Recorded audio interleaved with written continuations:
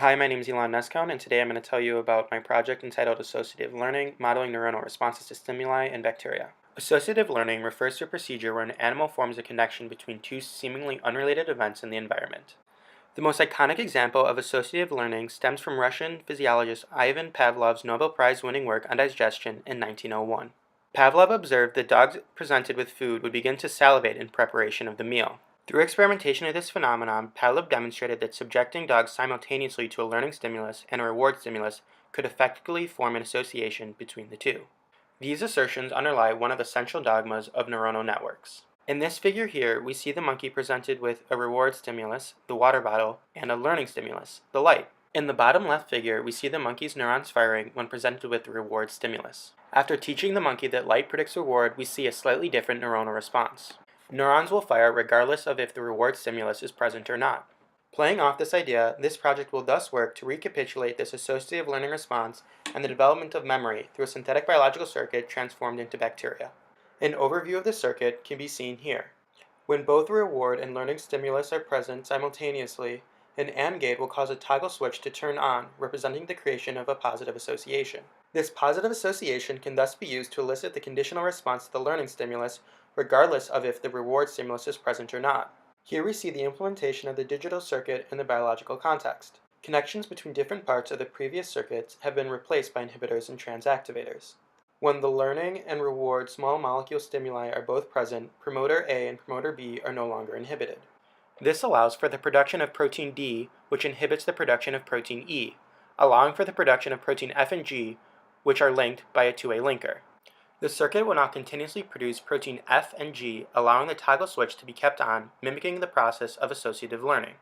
The circuit will now output GFP when the reward stimulus is present, when the learning stimulus is present, or when both stimuli are present together. Here we see the expected circuit behavior when the toggle switch is off, no memory, or on, memory of the learning stimulus. When developing the model for implementation of this genetic circuit in the MATLAB programming language, several key assumptions were made. For the sake of time and simplicity, I decided to neglect RNA dynamics when analyzing system behavior. I thus assumed when a promoter for a gene was either not inhibited or being activated, the protein was produced very fast.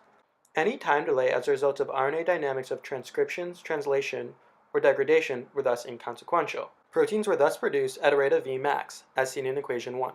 As this project was a proof of concept strictly for circuit efficacy, I also assumed that bacteria were not dividing. Thus, protein concentration and genetic circuit copy number were not affected by division.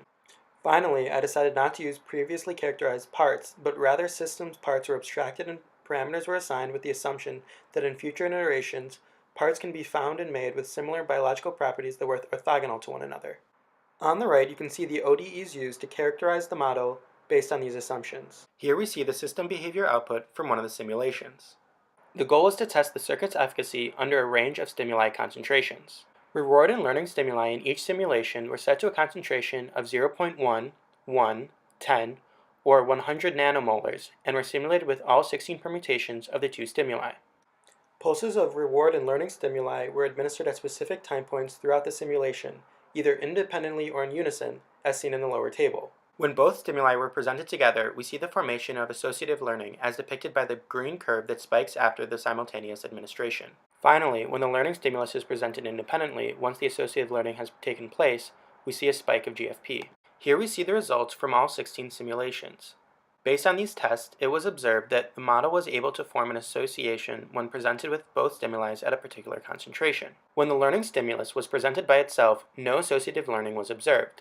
Upon stimulation with both stimuli, 75% of the simulations demonstrated a learned association, as depicted by the green bars. We see that high concentrations of the learning stimulus with low concentrations of reward are able to trigger an association. However, low concentrations of learning stimulus and high concentration of reward are unable to trigger an association as effectively. With a learning stimulus concentration of 10 nanomolars or greater, the concentration of the reward stimulus seemed inconsequential to associative learning, as long as the reward stimulus was greater than 0. This finding suggests that the learning stimulus concentrations influence association to a greater extent than the reward stimulus in the model as currently presented. My project has developed a simplistic proof-of-concept model for analyzing the effects of varying concentration of stimuli on the process of associative learning in a proposed bacterial system. Based on a series of simplifying assumptions, the proposed circuit demonstrated appropriate functionality under a range of stimuli, showing 75% efficacy. With this partial success in mind, several modifications should be made to better predict dynamics before attempting implementation in bacterial cells. Future iterations should take into account RNA dynamics and changes in protein concentrations as a result of cell division. Furthermore, improvements to the model can be made by replacing the abstract strain presented in this model with genes from the iGEMS parts catalog whose dissociation constants, degradation constants, and RNA dynamics are close to the parameters presented in my paper. These changes will more realistically simulate experimentally tested genes in the context of the proposed circuit. Once the aforementioned improvements have been made, more rigorous testing of the circuit is necessary for accurate predictability.